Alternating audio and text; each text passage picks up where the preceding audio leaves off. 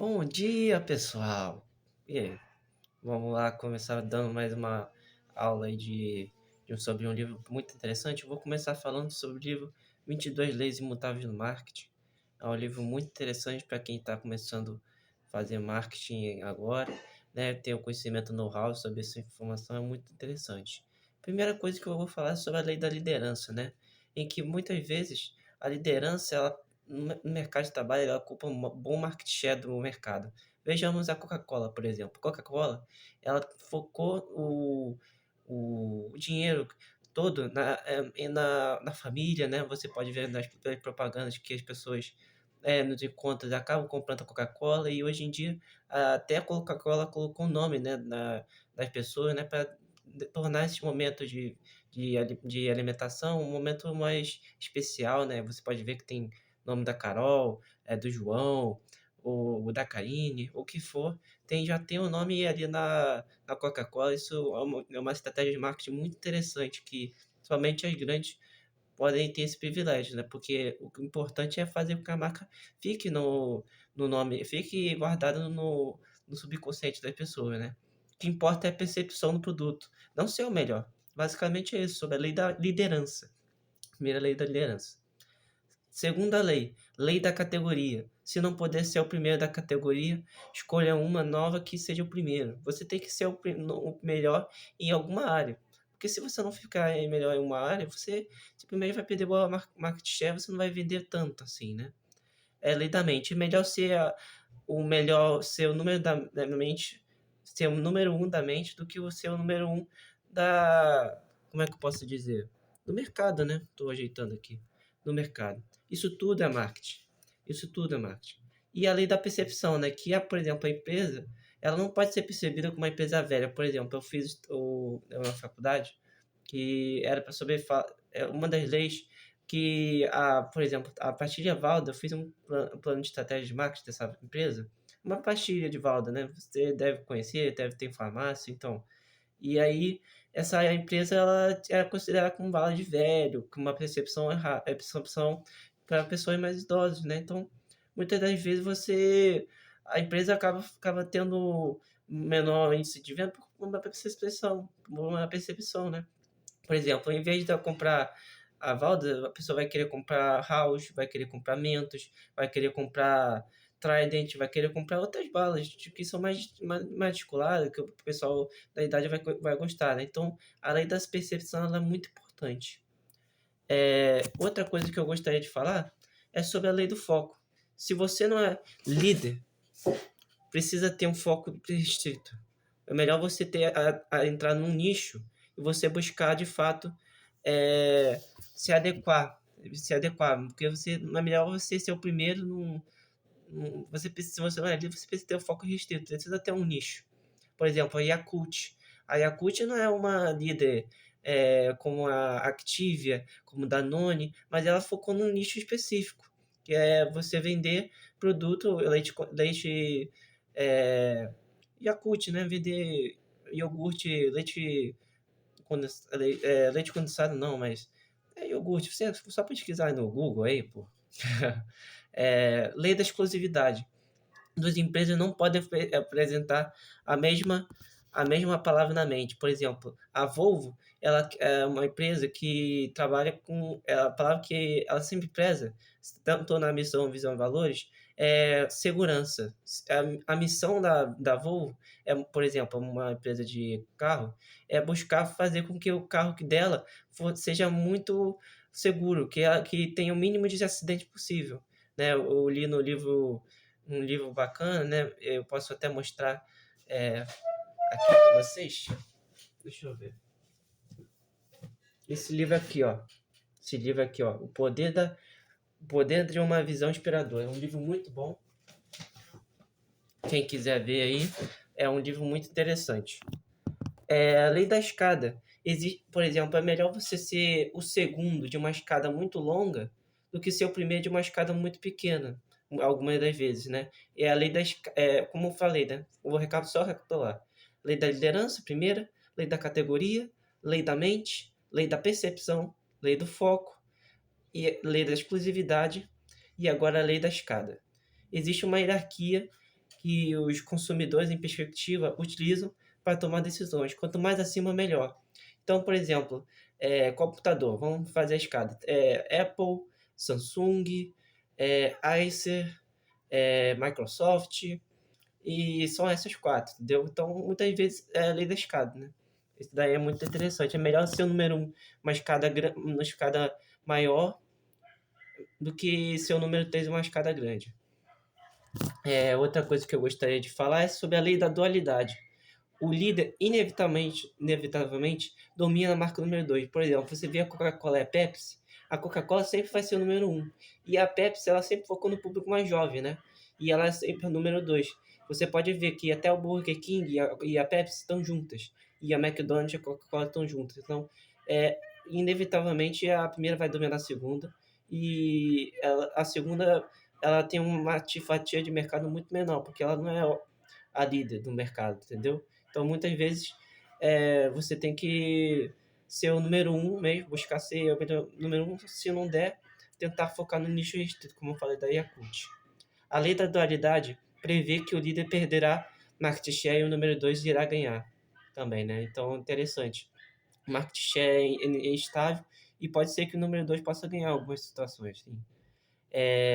Claro que o número 2 pode aproveitar algumas fraquezas da empresa número um, sim, claro.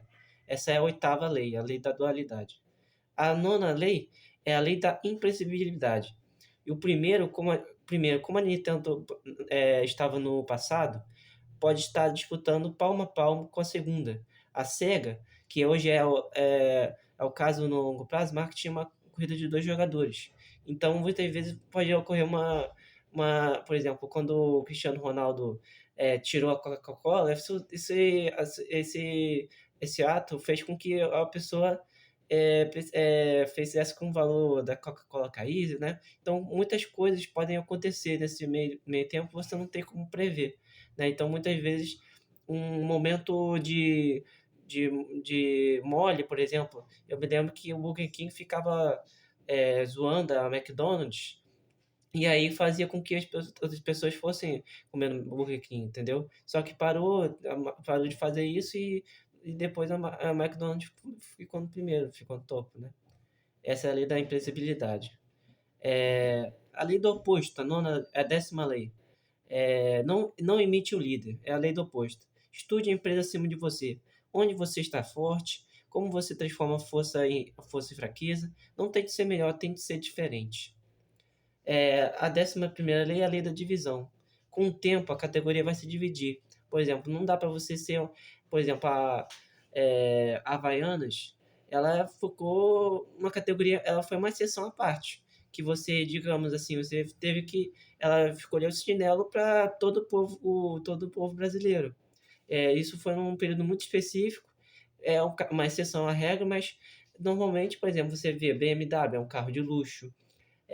Mercedes, dependendo, pode ser caminhão, claro, pode ser carro de luxo também. Por exemplo, Subaru é um carro de luxo.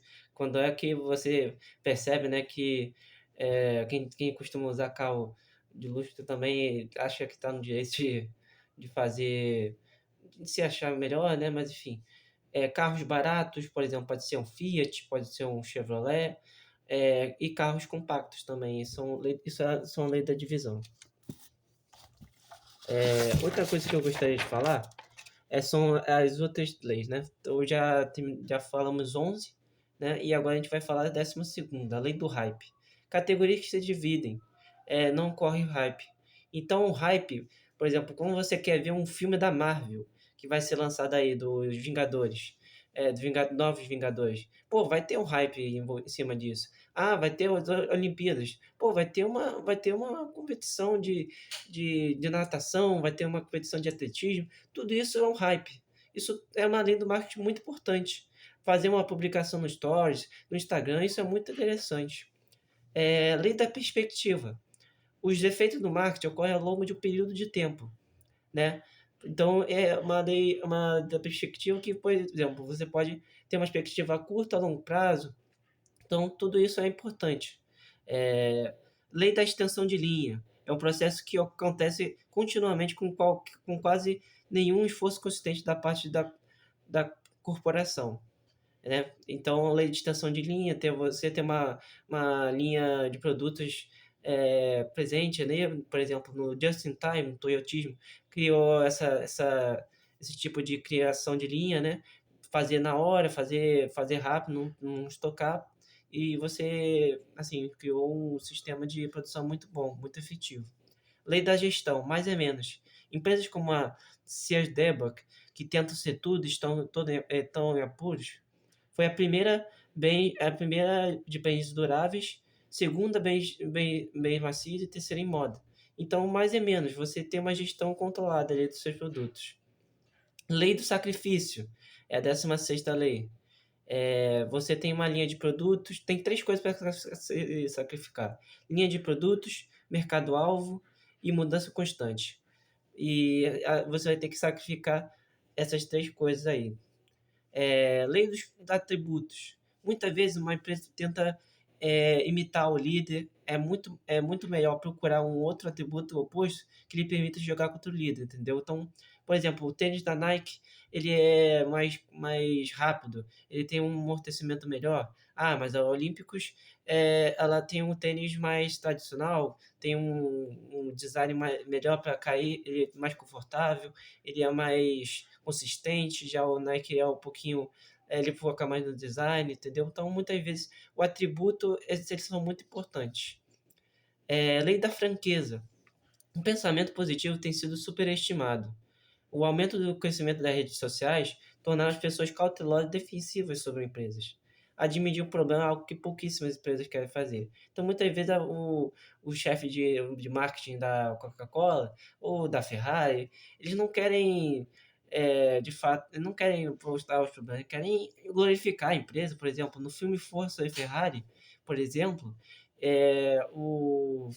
o diretor de marketing diretor de marketing da Ford queria que os carros passassem juntinhos, né? Se você ver o filme, dá uma olhada, tá na Amazon Prime, muito bacana.